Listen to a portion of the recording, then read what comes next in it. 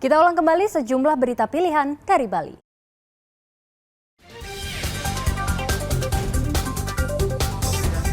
Polisi menetapkan tersangka penganiaya bocah 4 tahun yang ditemukan terlantar di Jalan Sidakarya.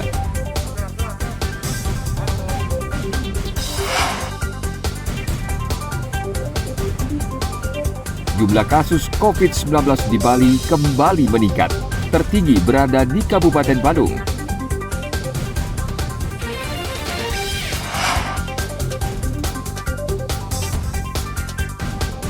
Puluhan hektar tanaman padi yang baru ditanam petani di Subak Ban, Desa Blabatu, diserang hama keong.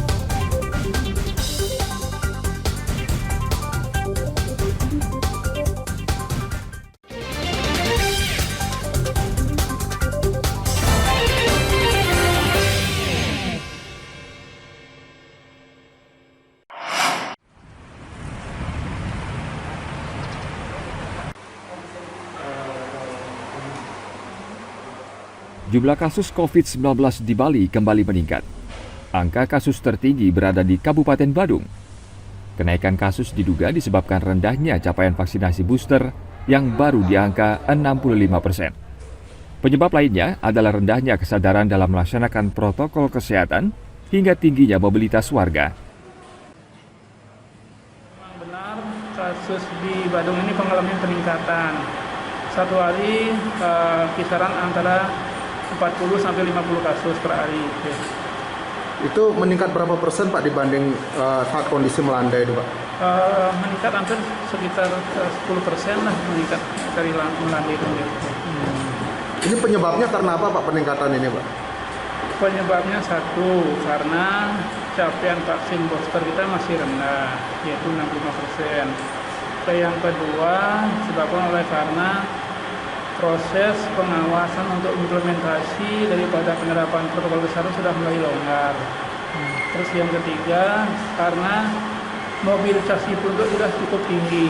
Banyaknya orang yang datang ke Badung untuk berwisata dan banyak juga orang yang keluar Badung untuk menikmati wisata di luar. Sehingga ini suatu efek daripada globalisasi itu meningkatnya kasus oleh karena ada penduduk dari luar negeri yang datang berwisata ke Badung, atau baik domestik maupun non-domestik wisata dari warga negara asing, itu yang menyebabkan kasus meningkatnya. Untuk menekan lonjakan kasus, Satgas COVID-19 mengencarkan vaksinasi booster berbasis Banjar. Satgas menerjunkan 50 tim vaksinator ke semua desa untuk mengejar target capaian booster minimal 80%. Tim Liputan melaporkan dari Badung.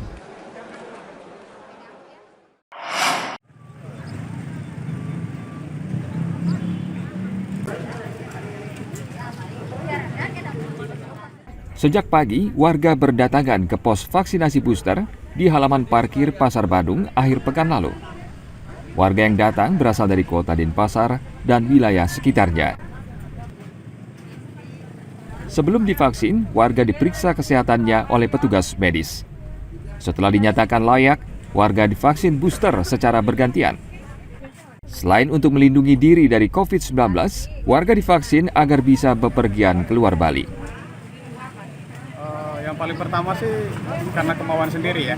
Kenapa Pak?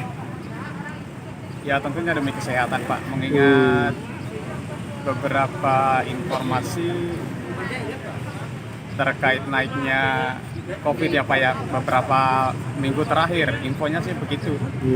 Dari kemauan Bapak sendiri ya? Betul. Terus juga ini kan mendukung negara juga. Yang kedua, yang ketiga, kebetulan kita juga kan sering mengadakan perjalanan jauh keluar pulau. Jadi biar tidak ada hambatan, kebetulan kita juga kan udah vaksin pertama, kedua, dan ini yang ketiga booster. Ya karena kemauan saya sendiri biar vaksin saya lengkap. Berarti ini sudah vaksin ketiga ya Pak ya? Ya. Ini dapat informasinya dari mana Pak? Dari media. Dari media. Okay. Ini sama sendiri atau berapa keluarga sini Pak? Saya. Sendiri. Iya. Apakah ada kendala Pak? Tidak ada. Ini pelayanannya cukup bagus ya dan cepat. Vaksinasi booster di Pasar Badung digelar mulai 19 hingga 24 Juli kemarin. Posko ini juga melayani vaksinasi dosis pertama dan kedua. Kegiatan ini diharapkan bisa mencapai target 80% vaksinasi booster di Bali. Agung Gede Agung melaporkan dari Denpasar.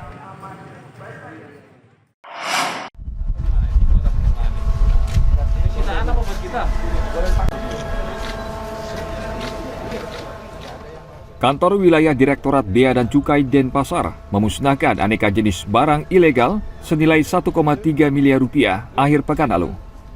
Ratusan barang yang dimusnahkan merupakan sitaan mulai Januari hingga Juni 2022. Sebagian barang yang dimusnahkan adalah bekas milik pekerja migran Indonesia. Yang terbanyak kami musnahkan dari Bea Cukai Ngurah Rai adalah pakaian bekas. Pakaian bekas itu banyak dikirim oleh warga kita yang jadi TKI di luar negeri, dikirim ke sini. Sesuai dengan aturan perdagangan, barang bekas itu tidak boleh diimpor, sehingga karena tidak diurus, tidak ada izin, sehingga kita musnahkan melewati jangka waktu 30 hari, terus diangkat menjadi BUMN. Nah, sesudah itu menjadi BUMN, kita usulkan untuk pemusnahan. Dan keputusan pemusnahan itu jelas ada di kantor kekayaan negara dan lelang. Jadi kami hanya mengusulkan. Nah, tolong sampaikan juga kepada masyarakat bahwa barang bekas itu tidak bisa dikirim ke Indonesia, kecuali hanya barang pindahan, orang yang pindah dari luar negeri ke sini, baik itu WNI atau WNA yang pindah ke sini dengan syarat-syarat khusus, atau bisa juga barang penumpang. Barang penumpang itu boleh barang bekas. Nah, kalau barang kiriman tidak berkategori barang kiriman, barang tidak berkategori barang penumpang dan tidak kategori barang pindahan, itu tidak boleh masuk. Bea Cukai juga memusnahkan minuman beralkohol, rokok, alat kesehatan, barang elektronik, dan barang lainnya. Pemusnahan ini untuk mencegah penyalahgunaan barang ilegal dan penegakan aturan Bea Cukai. Tim Liputan melaporkan dari Denpasar.